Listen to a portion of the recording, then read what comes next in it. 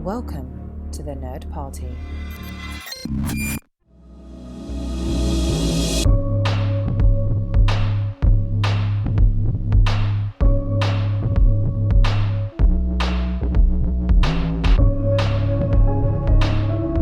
Welcome back to Houselights, our director discussion show here on the Nerd Party Network. This week, we're concluding The Wing of Ghostface with Scream 6 from 2023. The sequel to the requel, directed again by Matt and Tyler. The franchise moves to New York and college. Could it be more cliche? I'm Darren FBI Moser, and I'm joined again by my friends John, man-seeking roommate Mills, and the inventor of the telescoping ladder, Tristan Riddell. All bets are off as we talk about Scream 6, or Scream VI, as it were. And I'm going to let me throw the flag here first. Okay. Yeah. Blah, blah. Darren and me, this is our first time watching it, all that sort of thing. But they go to the trouble of 5. And we had this whole discussion last week of like, oh, well, they dropped the 5 because they didn't want people to feel like they had to see the previous 4. And we're like, well, why would you name it Scream? And then for this one, they're like, screw it. 6 is back on there. Well, why did you skip 5 last time? I understand. But the thing is, you reestablish, you're like, we're just calling the 5th one Scream so that we don't have numbers involved. And then this one's Scream 6. Well, then you just completely negated the whole reason to drop the 5 in the last one. Okay, this is made by film people, and film people are also responsible for the spines of DVD sets. Have you ever looked at a series of, season 1, season 2, season 3? But you're not counting my point. It moves around, and I'm going to talk about it. You're not countering my point. It's all the more reason to just include the 5 last time. There's no reason. Yeah, I would rather it have been a 6 without the Roman numeral, as I hate Roman numerals. But I don't know. I don't have a better title for it than Scream 6. So, but yes, as you alluded, louder. John, Scream louder. Yeah, they needed to start doing the secondary titles. It was time for that. If you look at Halloween, that's what they did with Star Trek. That's what they did with Halloween. It was like Halloween, and then it was like, okay, so now we got to call it Halloween 2018. Then Halloween Kills and Halloween Ends. So if you're going to do it, you got to from New York or something. Yes. I freaking love that, Darren. You said it ironically. I say it with conviction. Yeah. Scream live from New York. No, it's very, very, yeah. But then I'll pile on with what you talked about there, Darren, where they used just numbers previously, and now they're going ahead, and now it's the VI. And I'm like, so your numbering isn't even consistent. Who the hell's running the show over here? It doesn't. It's supposed to be a franchise by this point. Figure this out. I don't know. But you know what? In its way, it's just like a franchise because franchises aren't consistent. So, this, like you said, John, this is our first time watching this. It's again, I told Tristan it felt weird talking about a movie set only a matter of years ago. Usually, our things are checking the notes. They're from the 90s. We podcast a lot from the 90s. I have the stats to back that up. But was Scream just not really something on your radar, John? Was this not something it didn't have the draw to pull you into theaters? Because I know you didn't, because neither of us watched Scream 2022 in theaters. So we weren't on the docket. I think it's just, it was just consistency for my sake, because before we started this series, I had stopped at 2. I hadn't moved past that. So by the time they get to 6, I'm definitely not going to bother with anything. I'm like, I tapped out a long time ago, guys. I'm good. And so, it's fine that they kept going, but I wasn't there. I didn't care. All right. But on the other side, Tristan, you watched 22 in theaters. Was it getting you re-hyped for the Scream franchise? Were you looking forward to this March 10th release date? Gosh, that's weird, but sure. I can't remember if I don't think I saw Scream 2022 in theaters. Yeah, I honestly have no memory of it. I don't know if I saw it in theaters because, as you guys know, and as the fans know, I'm a gigantic Scream fan, but I'm one of those lazy people where it takes a lot to get me to the theater. It takes a lot, especially nowadays. And so I didn't see it. I was excited for it because, I liked Scream 22, I liked it, even if it has its flaws. Like I was, we talked about it last week. Like I think it's good. It reinvigorates the franchise, but it's really messy. It has some things against it. But at the same time, I was like, I like this cast. Like this is a good cast. Like I was interested to see where it was moving forward. And when I saw the trailer for this one, I was like, yes, I'm sold. I was immediately sold with the trailer, where it was on the subway and it was during Halloween and it was set in New York and totally not Montreal at all.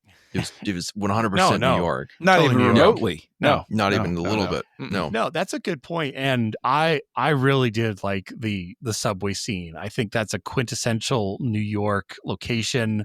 They hit that. They hit Central Park a little bit. But yeah, so going into this one for me, not knowing anything about it, knew we had the now we have a name for them, which almost feels like a reason they should die. But we have the Fab Four, the Final Four, and Core Four. The Core Four. That's it. I knew it rhymed somewhere, but the Core Four, and they all survive. Spoilers alert. We don't say spoiler alert here on Houselights because you really should have watched it before listening to a podcast about a movie. Right. Why would you be listening to us talk about it if you hadn't seen it? That's the Core Four question right there. That is the Core Four. That's going to become a thing now. Watch. But yes, it is. I like the fact that the Core Four survived. I think that's a nice, a lot of people survive stabbings a little more than they should in general in these movies. Like a lot. A touch. Like there'd be a little bit more bleeding out in the real world. But hey, not that too bad. At the very least, see, this is where I will nitpick a little bit, is at the very least, and it wasn't as pronounced after the second one, but they at least gave Dewey sort of a lifelong condition he had to deal with, the nerve damage that was introduced from being stabbed in the first one. Now you just got a cool star. Yeah, but I mean, it's one of those things where it's like it stuck with him, and yet I don't remember all of their names, but Boy Twin, Chad has absolutely no lingering effects that are visible from, I mean, he suffered what should have killed him, and it's great that he survived, obviously, but not even a limp. Not even it's going to rain, my knee's acting up. Nothing, not even anything. I was like, come on, the guys. only thing that we got was in Tara's scar on her hand. That's the only thing that we saw that was kind of referencing the past injuries. And once again, in proper Scream fashion, like when we see Mindy show up at the very end. Okay, so well, Chad again should be dead. Should be dead. Yeah. But like Dewey dead. Okay. He was ravaged. And then he miraculously survives. And then Mindy, who is stabbed and then twisted in the gut, runs up to him at the end. Like she doesn't even look like she has a bandage on her, that she was even at the hospital. No, she had a light bandage on underneath her belly shirt. And I was like, oh yeah. I mean, yes, you can't help but be like, well, I mean, let's give them points that they bandaged her instead of it being over the clothing this time. They love doing that. But over additionally, the bandage. But additionally, there's once again getting to how hospitals work. Oh, I'm going to run out of the hospital. Oh no, I'm sorry. There's a staff that will prevent you from leaving when you've had an injury like this. We said the line, no one could stop her. So it's all good. Yes. She just shows up at the last moment. Right. It's even good to Tara, know that it's a crack hospital staff. Oh my God. Fell down onto a knife. She got stabbed in the gut. Gut wounds are serious, guys. I don't think she got stabbed in the gut and stabbed in the back. Stabbed in the gut, stabbed in the back, and acted like they didn't happen. And then at the very end, was in a sling, she walks off into the sunset. The arm in the sling. That's right. The old movie cheat. And that was the thing though, that I was so surprised by. I was like, wait, she was stabbed in the back and the gut. Why I think they also cut her arm shoulder in a sling? They also cut her shoulder, I think. But she fell. She fell. Oh, okay. Yeah, but they cut her because remember when one of the times they're running, they go around the corner and she runs into the far wall and she winces because she hit the arm again that had been cut. We did see the scar from FBI lady on her gut. So that Kirby was still there. But yeah, I mean, guys, we don't come to Scream movies for realism of stabbing wounds. I understand, but it's cathartic to get it out every so often. Is Yeah, totally because we have justifiable to say mention it. about. We have to talk about it. But That's why we because talk about it at the top of the show. Yeah, but it's also like it's sort of a pick a lane thing for me though, because you're supposed to be, this is a real world horror movie. It's like, what are you always love to say this, Darren, what are your rules? They're playing by action movie rules here. Right, They're playing by stuff I saw This in is later John Die Hard McCain movies. So I was like, okay. surviving. Yeah.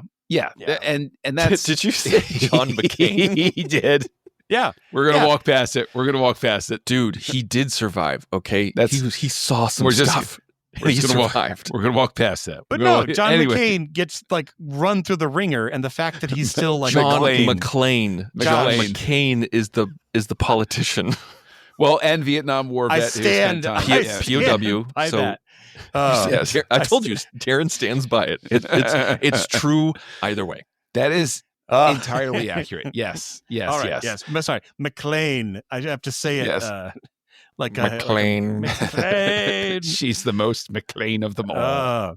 But yes, action movie star. So with this movie, they kind of from the beginning, they're throwing out the rules, anyone is a suspect.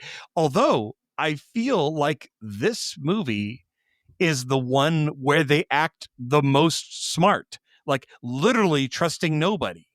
Like the fact that the, hot shirtless guy, whatever, I think that was his name, was sent away at the end.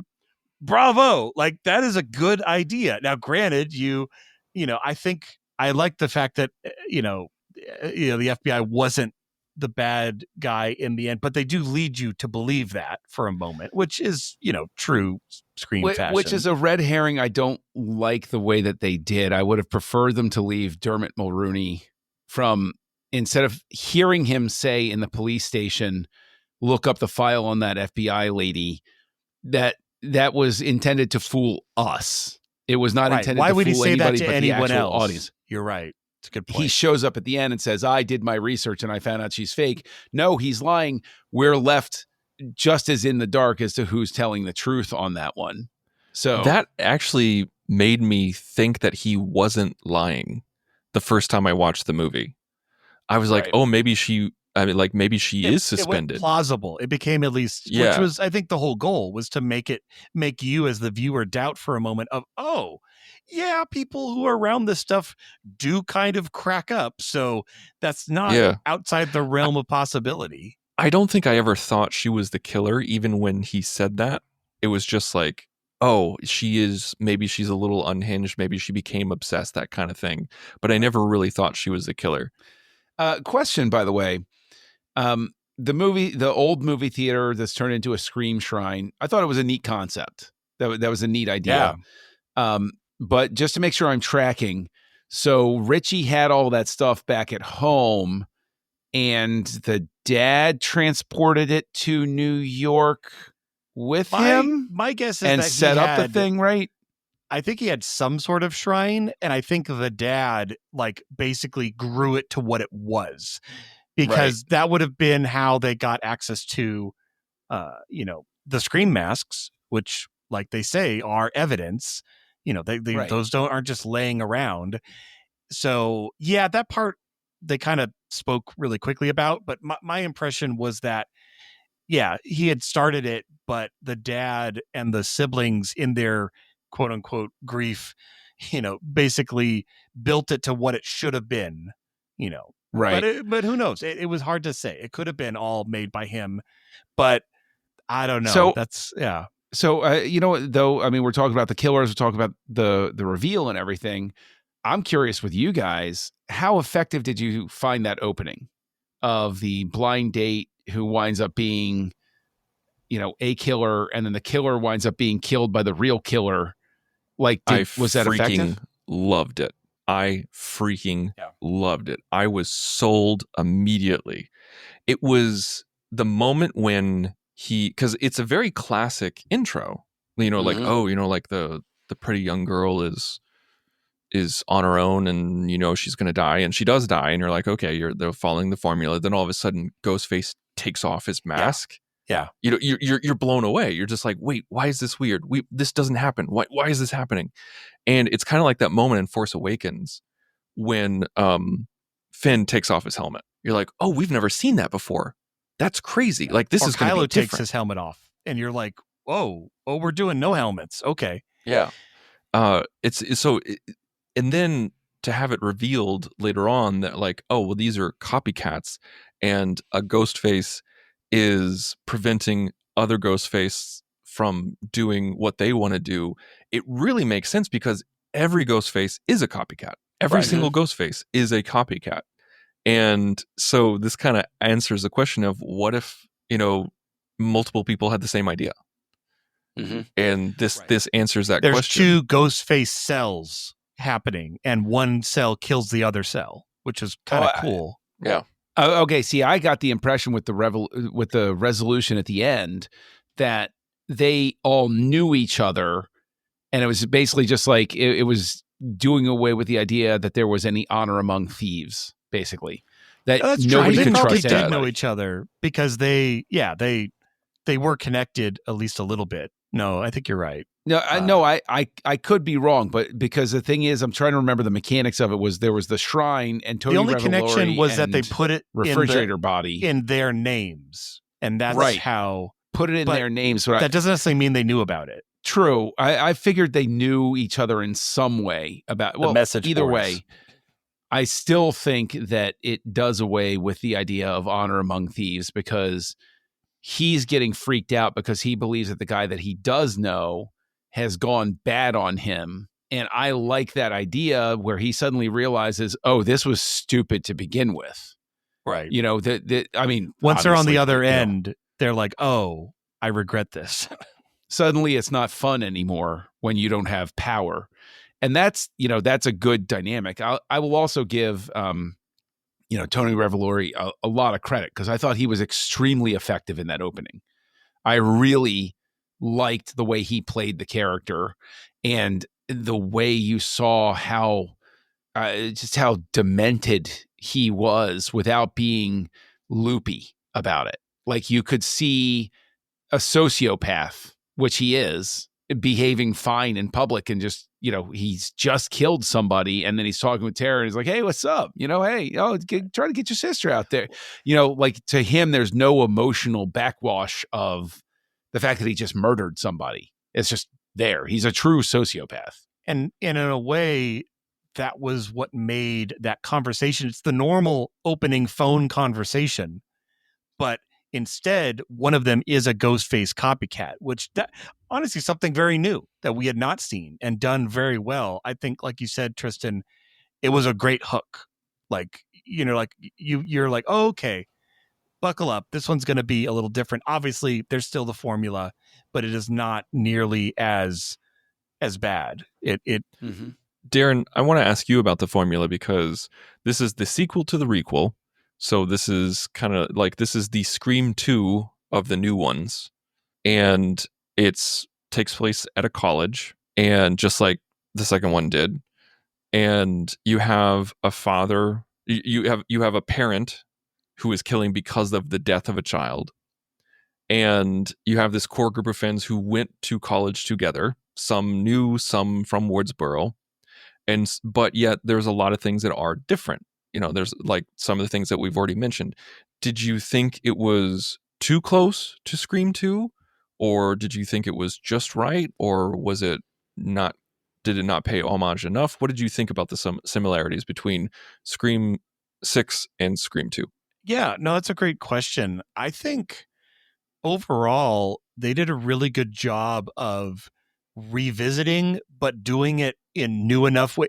I mean, sequels are an impossible formula to get right, to appease everybody, because you have to really find that balance of, oh, it's similar enough to still feel like a Scream movie, but different enough to give me something fresh. And it's like, oh man, walking that tightrope or ladder, as it were. But I think they did a good job. I think the core four is the big difference. The fact that once Ghostface was in their house, it's them four trying to get through as they're peeling away all of the new and ancillary characters from before, the girlfriends and the roommates and the extras, and they're the ones that are dying, and it's not our heroes. And that's different than the early Scream movies where it is all about Sydney. It's all about the very, very small group. It's a bigger group, which I think works. Yeah, I mean that's sort of the thing where I will come at it again. Same criticism I had last time of there's no this time I won't lay it solely on Barrera, but the script itself, there's no focus character like Sydney. And I honestly think that, yes, we're trying to do different things. This is a different era. This is blah, blah, blah, all that stuff. But even the Avengers had Iron Man as their sort of core character that everything else revolved around. And I don't get a sense of anybody coalescing around I think there's more coalescing around Sam this time than there was the first time around. I will agree to that. Definitely is more. Yeah. But I don't think there's enough. There's not enough of a gravitic pull toward that main character. And I'm not going to blame her for it this time. I think it's a lack of focus on the part of the script. I think that there were certain opportunities they had to narrow the focus.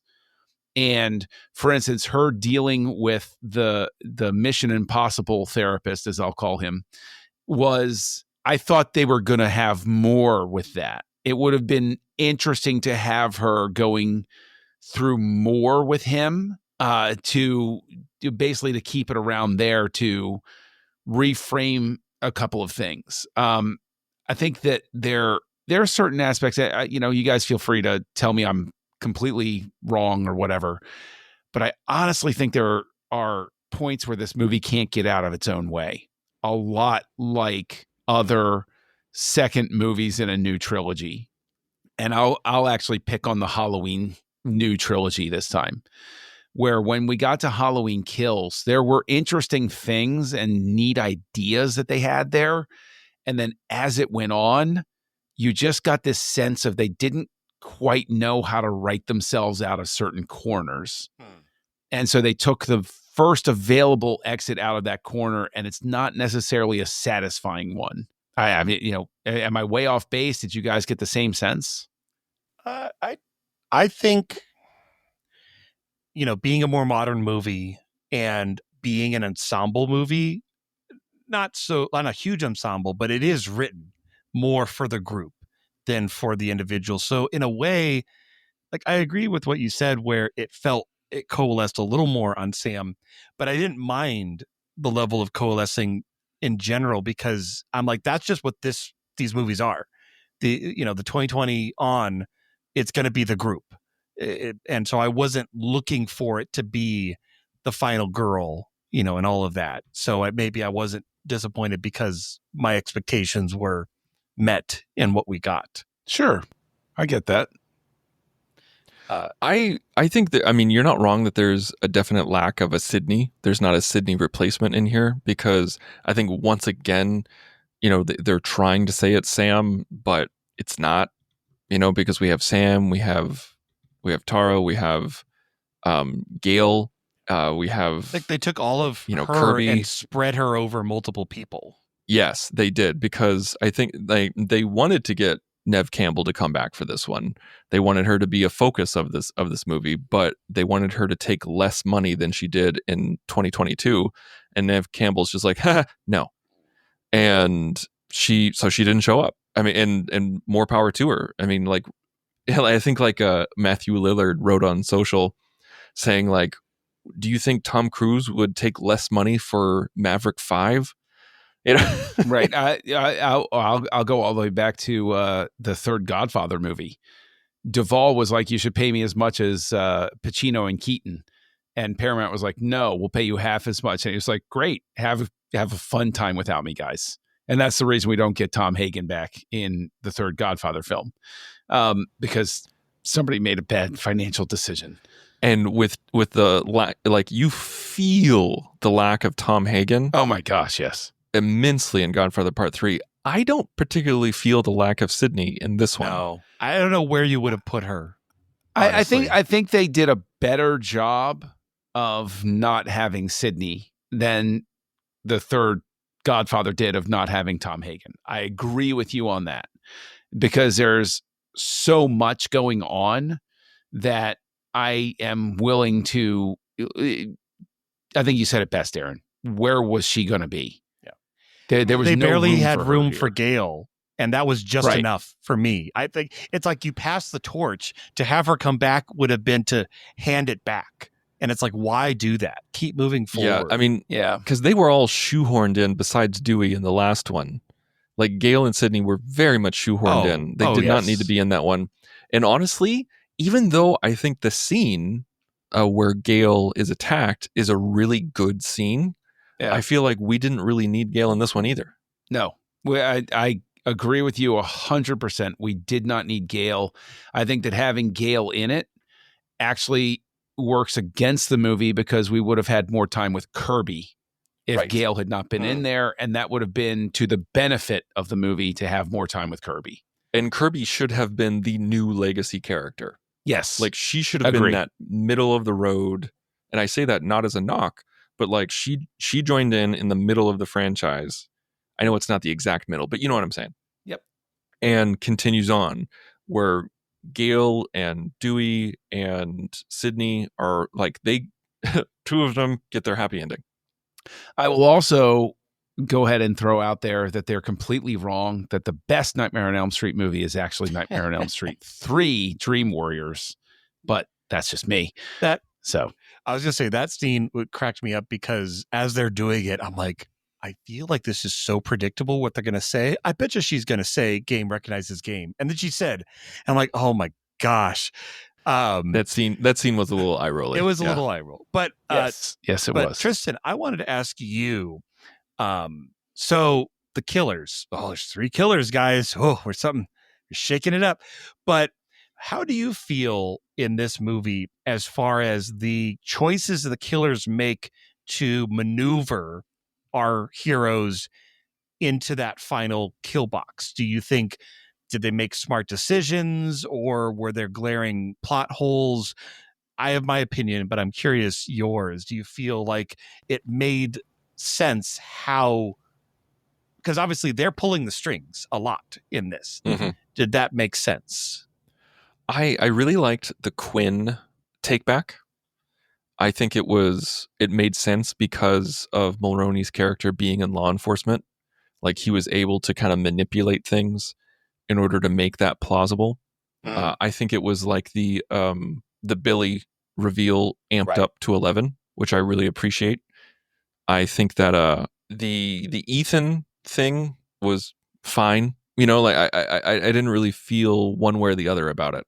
Where it was cool that Mindy didn't trust Ethan, because I really liked where she's just, when she like did that gesture where she I got my uses 2 fingers and say like, I'm looking at you, I see you, villain, I see you, and then she's just like, crap, I'm always wrong, and then she's revealed to be right. I liked that.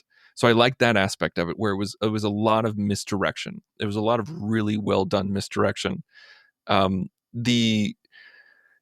It's hard, because this type of reveal where an entire family is in on it, like, this has to be the most messed up biological family, where you can convince that you're a father and can convince your kids to be psychos too, or they're all psychos. You know, it's one of those things that's hard. I'm not saying it's bad, but it's hard to do that at the very last 10 minutes of a movie, when that story probably needs about 30 minutes.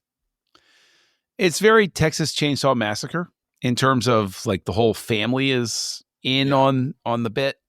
But you're in the element of the Texas Chainsaw Massacre. You're in Leatherface's element. You're absolutely right. I'm not discounting what you're saying, but I'm saying like the whole family thing, I'm like, I get what they're going for. And that's what I'm getting at when I'm saying the movie can't get out of its own way, is just like all of these other middle in the new trilogy movies, they overthink so much. And as a result, things get clunky, things get jammed together. And that reveal at the end, instead of me going, oh, wow, I sat there and I saw the reveal and I was like, oh, okay. Like it was. And then when they threw on top of there, oh no, a grieving father can get away with swapping out the cadaver of what is supposedly dead. I'm like, okay, we're going like full on insane. Okay, so we're not obeying any rules of reality at all here. I get that. All right, fine. But then it just, the payoff of the sequence at the end is not worth that big reveal. Like there's no suspense, there's no shock. It's just, oh, that's okay. Like shrug. I didn't feel any like impact from that reveal. It was more of a, oh, all right. It just didn't land with me at all. In a way, we also kind of should have seen it coming, because if this is the spiritual successor to Scream 2, which famously has, Billy's mom, where he's yelling it, this is literally like Richie's dad. Like there's basically that same vibe is what they're going for. But the problem is you're in the 6th movie, not the 2nd movie. And so it's just, I mean, I don't envy having to write another Scream movie and trying to recapture that magic again and again and again. And you're not going to always bat 1,000. And so that I see it that way. I think for me, the best thing about the reveal for me personally, and I felt it, was, like I mentioned before, the Quinn reveal, like bringing her back. I was like, oh, that's cool. And just seeing two ghost faces, seeing two ghost faces on the screen at the same time, just blew my little mind, like, because we'd never seen that before. And I know that's really simple, but yet it was effective. But then also saying that there was 3 killers instead, and that's the only way it would have worked. It's the only way that this much of misdirection would have worked, is if there was 3 of them, not 2 of them. And it's, when you go back and rewatch it, it's really fun, just like with the 4th one and the 3rd one, or not the 3rd one, but like just like with the 4th one and the last one, going back and trying to figure out, who was who and which one is which. But this one's even more convoluted in trying to figure that out. But yes. Right, because like Gail Weathers, I mean, yeah, because the dad is at the park and the brother is in the van, so it has to be the daughter, because there's no one else that could be across town at that moment. So right. Yeah, that is one of the fun aspects of the Scream movies, is the rewatch, where you can try to, because they never cheat. I mean, if there's 2 or 3, like there's always one of them is doing it, and it's never like it's impossible that there's a Ghostface there, because both are on the screen. So what do you think of that, John? I was just frustrated by the movie, honestly, by that point, because I didn't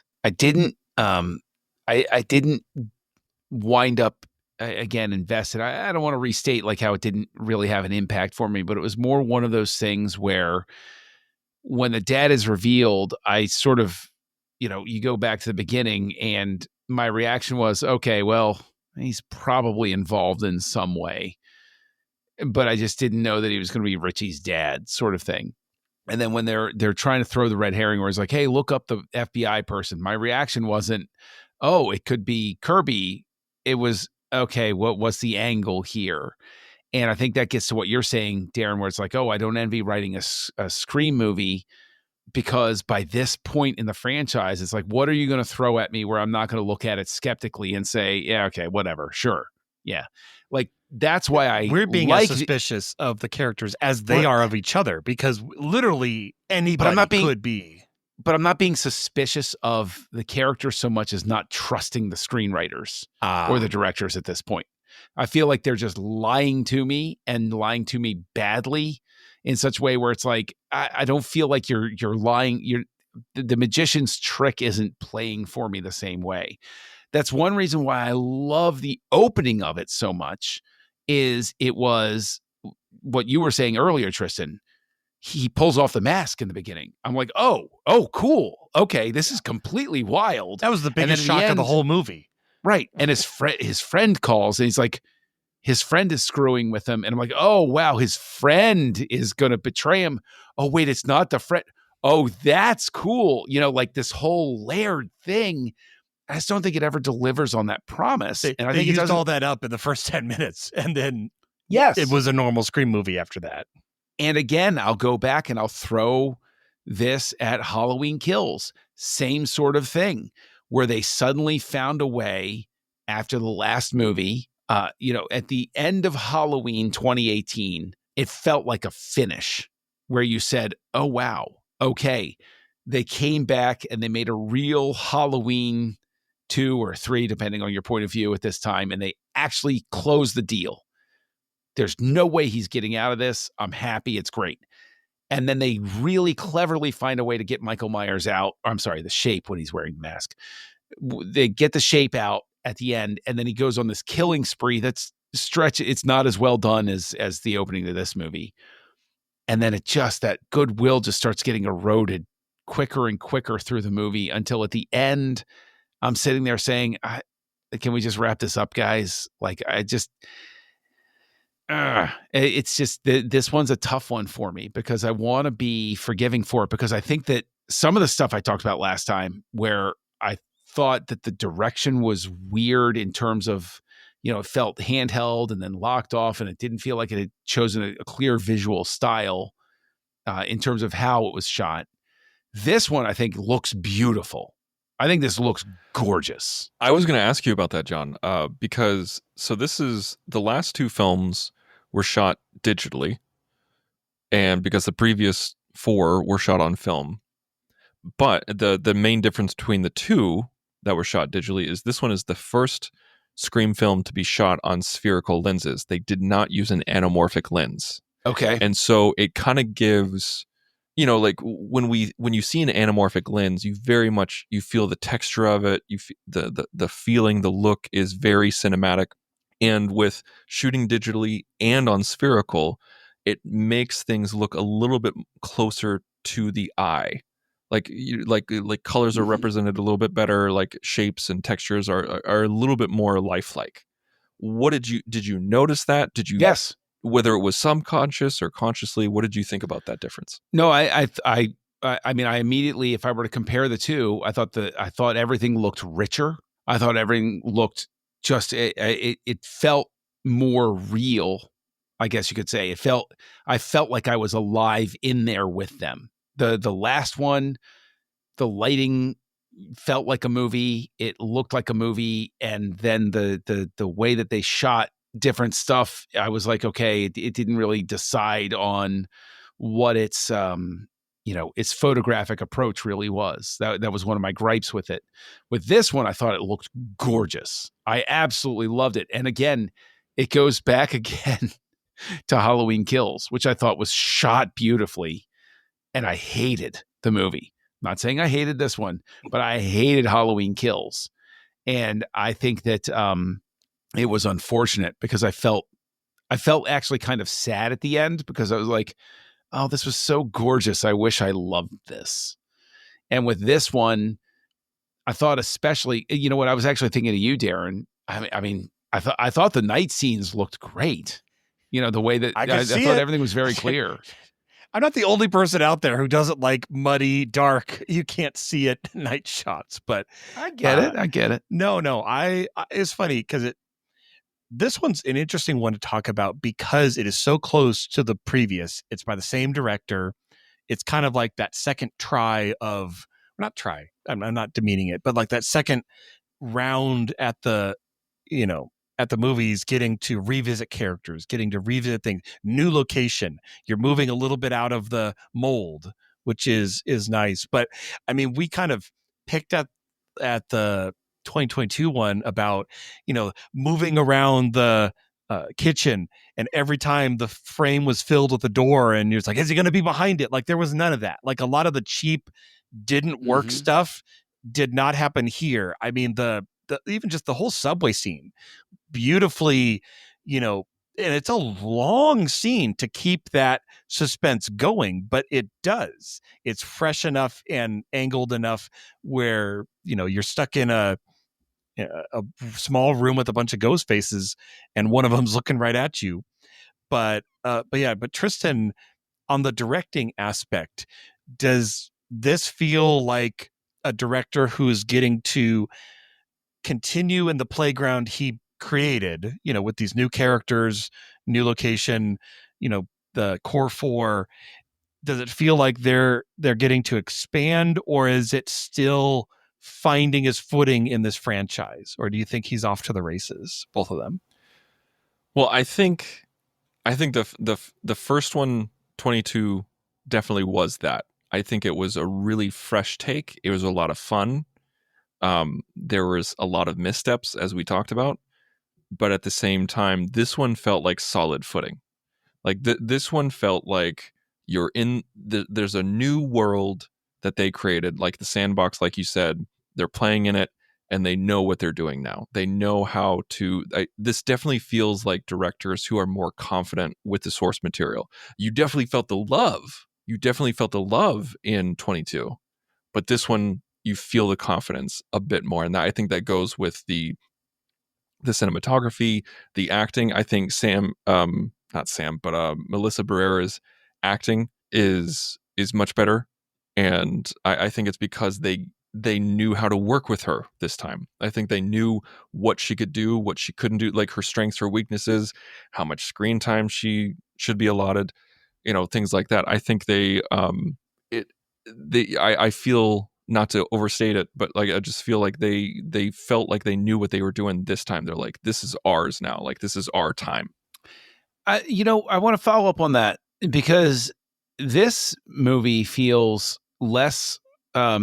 It's weird to say this was something that is so squarely in the horror franchise category, but it felt less fun. Scream movies are always supposed to be marked by the fact that it's meta, but it's that fun sense of meta where it's almost like a theater of the absurd sort of thing. Whereas this, the meta part of it, like calling out the rules. I mean, the rules are nonsense with requel, sequels, whatever. I'm not going to rehash that, right? And especially when they're like subverting expectations. I'm like, if I hear that phrase one more time, and I'm not the one saying it just to get a Darren's head shake at me when I say it, like I don't want to hear it anymore. But like this feels not like a Scream movie, and what I mean by that is, it feels more like just a straight horror movie. It feels more like just horror without the humor. And if I go back and I replay in my brain the Scream movies that I liked up to this point, there's more fun. There's more humor in them. And I don't want to throw it out there that it's because we don't have a Dewey character, but it feels like it's because we don't have a Dewey character. It really feels like we don't have that pure of heart, goofy sidekick kind of guy going around there. And I miss it. Kind of with Chad, but I get what you're, but not nearly. I'm not saying he's Dewey. Not in the Dewey sense. And I really miss that. And that's what makes it feel weird to me. I don't have a Dewey here. It's interesting because as great as the opening was, when Ghostface turns and is literally like, forget the movies, like, forget movies, like we're moving on from that. I mean, that's true. In a way, they're really downplaying, as much as we eye roll on the whole, like, let's talk about the rules, like literally in the movie about the movie. But yeah, a lot of that heart of what makes a Scream movie was kind of stripped away. Formulaically, very much a Scream movie. You got Ghostface, you got the family connection, you have, like, I'm not saying any of those things are bad, and it fires on all cylinders in that aspect, but we are definitely not in the 90s, in the early 2000s, of just how movies told their stories. For a comparison to 22, I mean, I almost feel like you can only compare it to 22. Like, there's nothing to really look at the previous ones And I don't know if this analogy will break down, but in a way, and I mainly mean this for legacy characters. I'll preface that. But in a way, when Tristan, when you were talking about the director and playing in the sandbox, this felt like First Contact to Generations, where Generations held on to, well, we have to keep Kirk in it, but the torch has already been passed. Why are we bringing back these characters? So in that aspect, I feel like 22, having Sydney, having Gale, like trying to build its own thing, but still keeping one foot in the past. Whereas this one is like, no, we got a new city, we got a new ship, we're the same old villains coming back, and you feel that severing of the past, which is weird for I say Ghostface movies, for Scream movies, because that works. They are inherently about the past. Like, I don't think I've watched a franchise that is so ingrained in the lore of itself. It is a key feature of these movies. If they never reverence the past, it wouldn't be a Scream movie. You have to have that, at least some bit. That's very accurate. And John, see, this analogy would work if you were a normal human being and recognized that First Contact is a fantastic movie and better than Generations. Let's not go down this road, gentlemen. Let's not fight. do this. Let's not fight. Why would we pick a fight about something that was a TV movie that got released theatrically? It's okay. It's okay. I think that I get the point you're going for, Darren.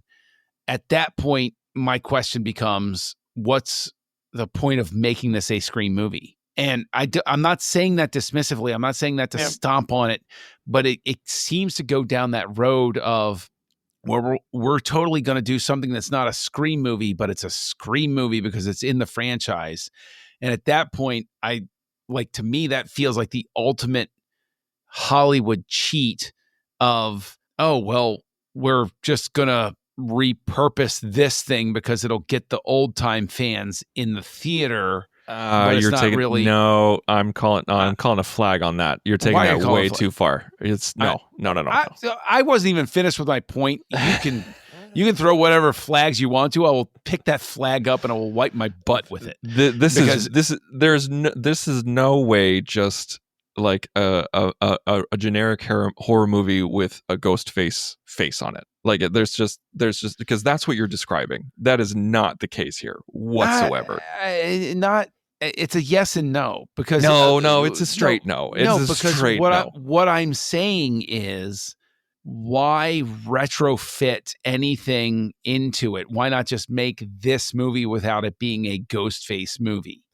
Because I think it's on better footing if it doesn't have that legacy behind it.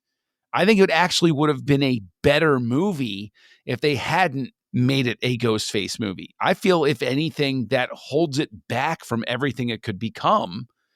And that's a compliment. You can take it as a backhanded compliment if you want to.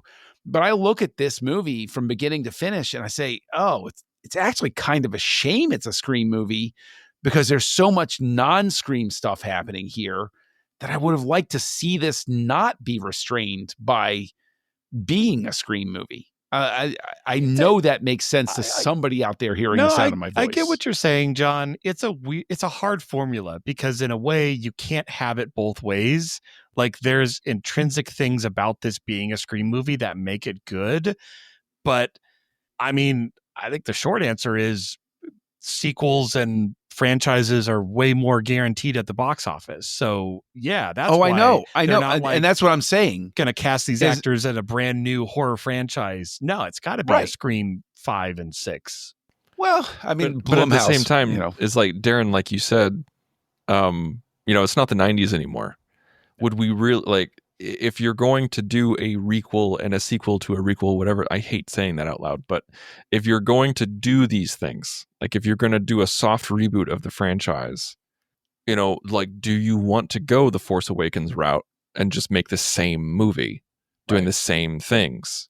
Because that's, you'd get people who would complain about that, where it's just like, oh, this is just a rehash, yeah, well, but John, you're talking about how, it's you have a movie that breaks the formula, but yet has homages to the past, and you're saying like, oh, it'd be a better movie without those homages, but that's what makes this movie possible. And I'm not talking about from a production standpoint or from a theatrical standpoint. It's so ingrained with the characters and with the plot itself that I don't think it's possible to remove the Scream element, the Woodsboro element, the Ghostface element. I don't think it's possible to have this plot exist. You'd have to, it just, you could have I guess you could have the same scenes and the same, it wouldn't be as and everything, impactful but at the end. It's like, yeah, it would be a completely different movie just with the same action. It's like, oh, well, Die Hard's a great movie, but did they really have to have it in a tower? Yeah, no, I stand by what I'm saying here, where like I see so many things that are good, but it feels like it's restrained in a strange way because it's some great ideas that could have been even better if it's not coming in from the franchise point of view. Again, I'm if anything, that's highly complimentary of the ideas here. Yeah, you're saying this direction. movie could have been its own movie, its own kickoff, and still have been just as good. And I mean, again, it's like I said, it's a hard catch-22. Like you know, it's good in its core because it's a Scream movie. But I get your compliment, like that I do see it through, through the tattered. I mean, movie my question is a different editor this time. And Tristan, I love to pick on you and playfully ask this question every time. But do you see different result with a different editor this time? Do you think that this flows better on both a macro and a micro level? I do think it flows better. I think that there were times in the first one in 22 where I was like, is that really the best take? Like, or there was a few times when I'm like, are we still here? Okay. I didn't feel that hardly at all with this one. I felt it a little bit during the subway scene.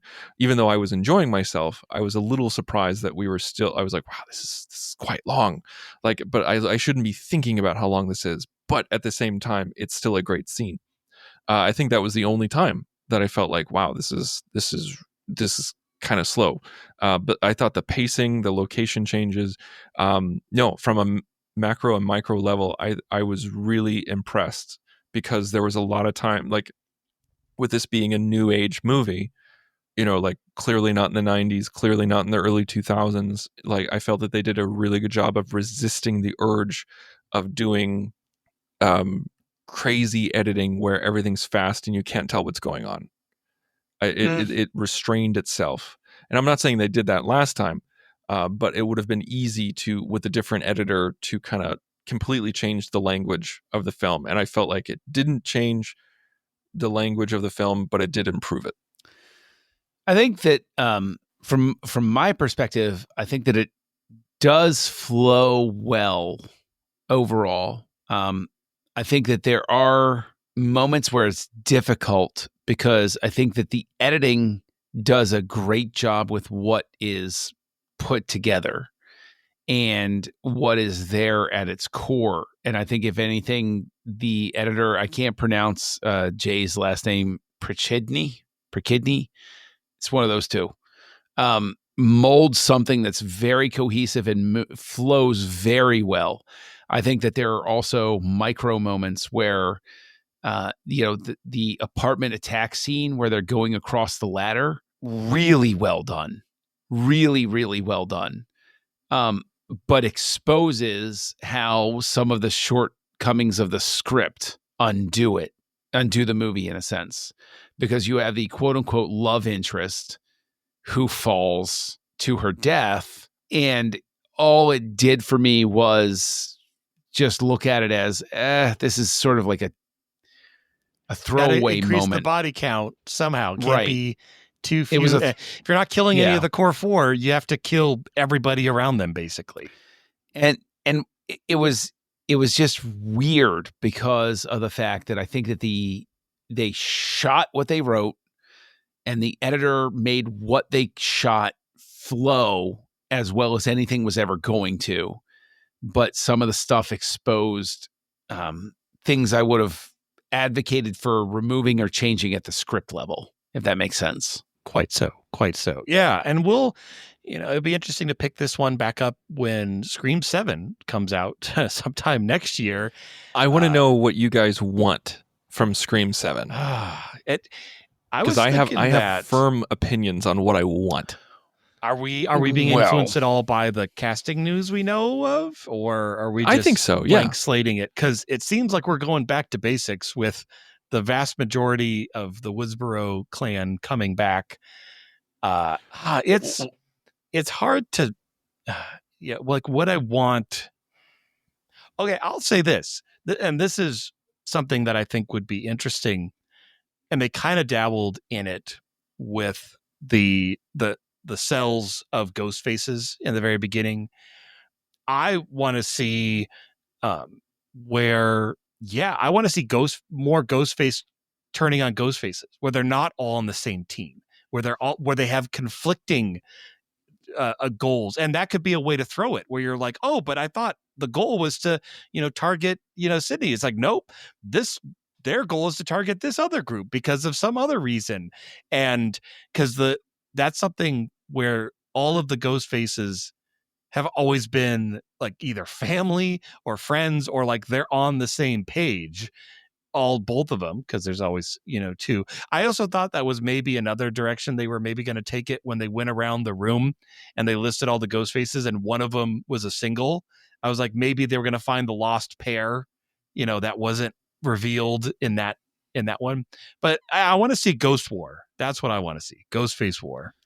Oh, wow. Just like a throwdown of just Ghostface killers going after each other. Yeah, and then there's like one scene I love this idea where like they're both going after someone and they look at each other and you realize, all right, they're not on the same page. We're brainstorming here. It all winds up being Sydney has engineered something where it's like an arena battle, like the Running Man, and it's nothing but ghost faces fighting each other. Final and solution she's sitting for up ghost like faces. She's like sitting up on a throne watching this maze of ghost faces going out. You know what? I think we got a winner right there. Let's take Ghostface into the realm of sci-fi. I love this. I love this. It's going to go to space. Yep. No, please don't. Yes. We should. You know what? I love it. I wasn't thinking Scream space, X, but that's where just we're going call next. It that for no reason, even though it's the 7th. Scream Next with the X is just bigger than the N-E and the T. I love it. I have a little bit more grounded take. I wasn't that ungrounded until John got a hold of it. I'm talking about then taking Ghostface to space is what I was saying. Knowing that Neve Campbell's coming back, and knowing that Ortega and Barrera are out, would I have preferred to have one more with this cast? Yes, but at the same time, it's done. Like their story is done. Yeah. Like unless they pulled a rabbit out of their hat and pulled a Scream 3, where you're just like, really? Like we're having one more Ghostface. Like what else is there to say? Even though I like the cast and I would have liked to have had this be a trilogy, like a new trilogy, I'm fine with it. I'm fine with just having this cast for 2 movies because I think it's good, it's entertaining, it makes a great double bill. Knowing that Neve Campbell's coming back and it's going to be focused on Sydney, that it's going to be Sydney's movie, I'm like, okay, show me a Sydney that is happy, that is healthy, and is like Linda Hamilton or Jamie Lee Curtis, like Linda Hamilton in Terminator 2 or Laurie Strode in Halloween 2018, but happy and healthy, where she is ready. Like the ghost, like you have to have multiples. I think all of our brains are going towards that. Like have multiple ghost faces descend upon her home, and she is freaking ready. It's a fortress. There's guns. Make it aliens. We literally not see aliens. Ghostfaces Make dying it aliens during the movie. Yes, exactly. I want to see end. that, and I want to see it all orchestrated by Stu Macher, as was. I agree. All throughout. I agree with the Stu Macher thing. I want to see him come back. Wasn't there a line where they said maybe he's not dead in this one? Yes. Like, it was like a throwaway line, but I was like, why did you say that? And this is being directed by Kevin Williamson. Right. I would love Stu Macher to come back and to have him just sort of like throw fake Ghostface after fake Ghostface, and then it's just we're gonna have our final battle here because I got cheated, and if I had been in charge, Billy should have been the second. I should have been in charge because I would have done this right. I love that. Like Wrath of Stu Macher. Yeah. Scream, the Wrath of Stu Macher. The Wrath of Macher. There we go. Okay, we got our winner right there. Keep workshopping the title. Don't worry. We'll get there. We'll get there. We'll get there. The bones are there. I agree with you, Tristan. At the end of this, it very much felt like, what else is there to do? She throws the mask on the ground. It closes on the last shot. It felt like this was the wrap up. This is done. Maybe she had kept There's the no mask. more to come. There's a sliver of a plot, but She didn't. no, she drops it on the ground, and that's the end of it. And I'm like, okay. I mean, there was no promised new trilogy.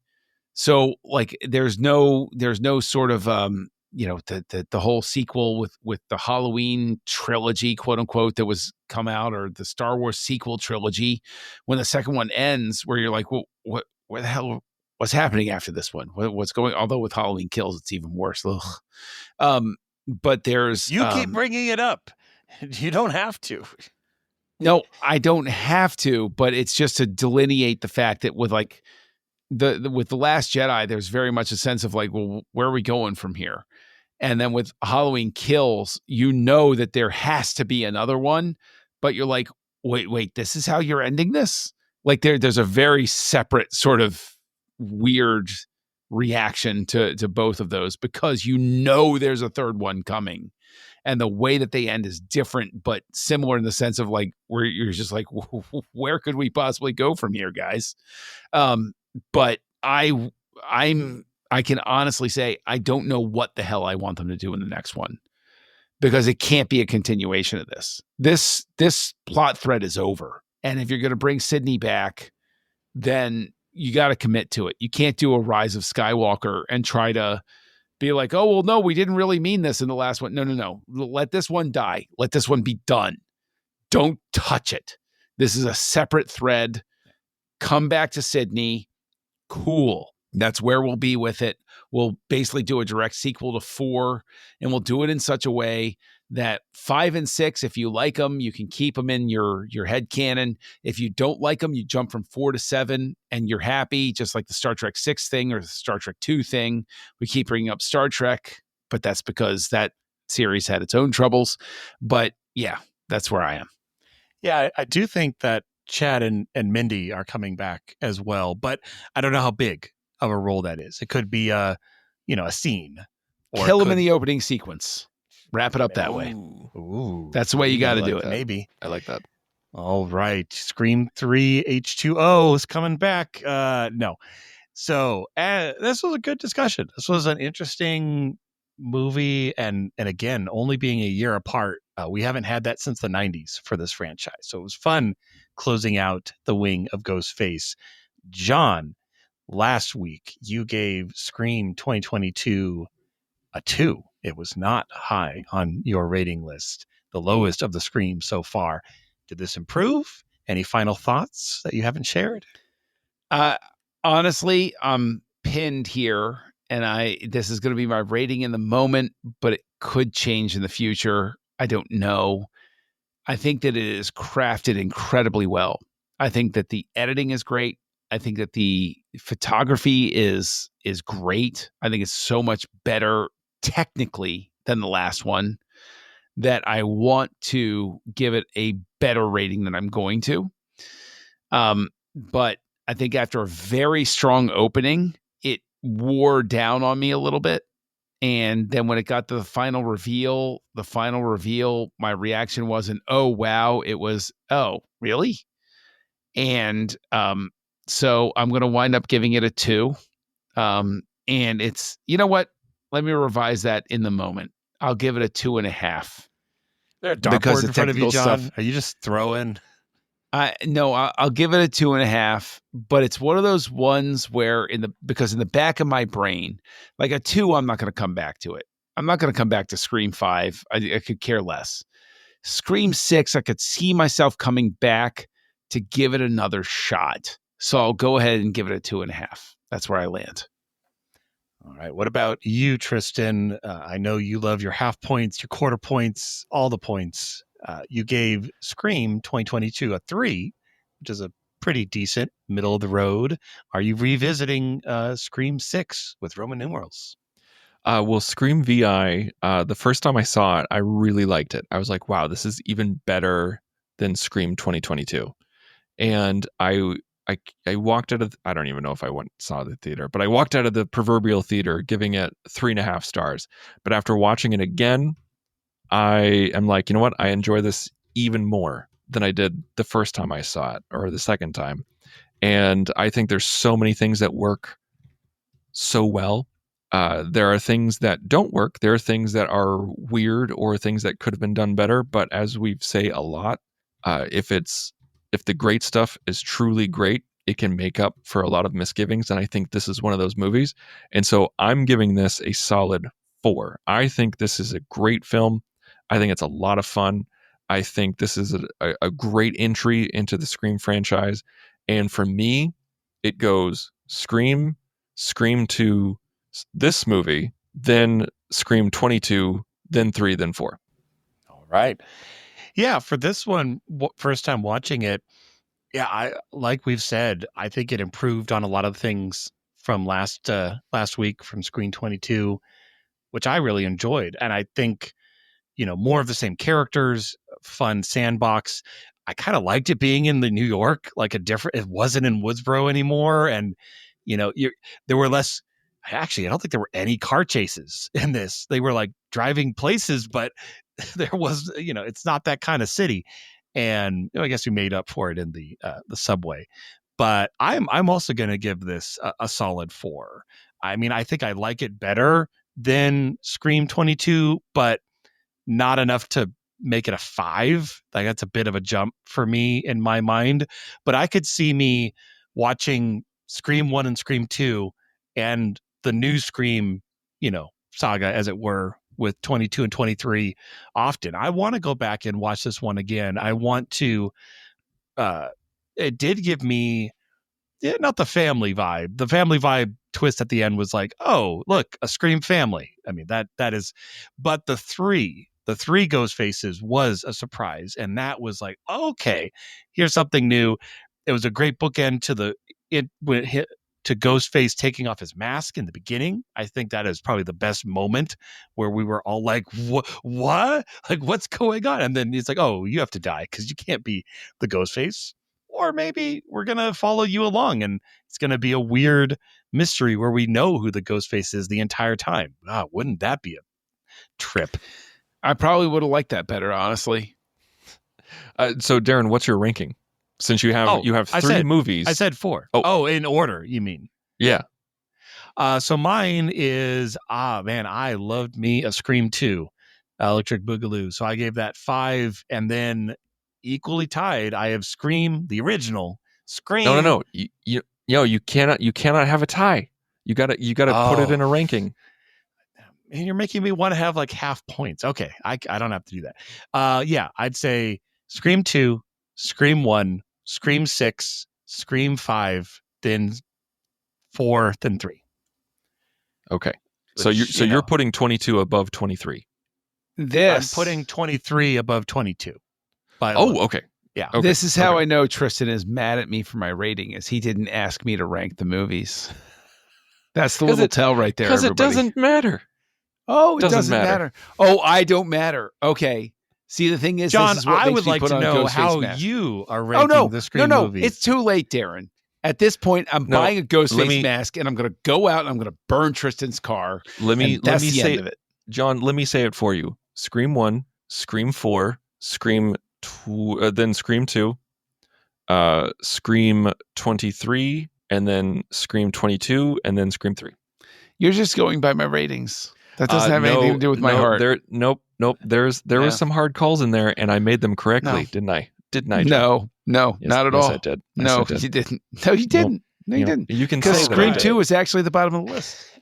Nope. Even though it got a 3. It's at the bottom of the list. Well, on that it doesn't work amazing that way. note, we are done. It works that way completely, and you know it, young man. Don't you make me come through there. Oh, I need a mute switch. So we're ending the Wing of Ghostface. It was really fun going through the Wing of Ghostface, finishing off Wes Craven's character. And I'm sure we'll pick it up again next year as we do a pickup, as we often do. But what you listeners want to know is, what are we talking about next week? We're starting a new house here.